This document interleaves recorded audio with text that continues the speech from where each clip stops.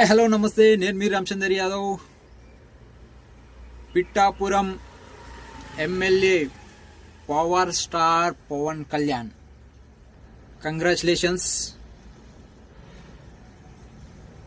ఎన్నో రోజుల నుంచి జన సైనికులు మరియు రెండు తెలుగు రాష్ట్ర ప్రజలు వేచి చూస్తున్న సమయం ఫలితం లభించింది.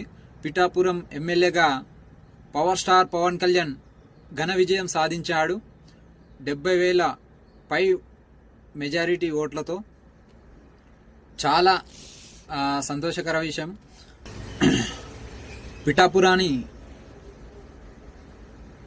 మంచిగా అభివృద్ధి చేయాలని కోరుకుంటున్నాం.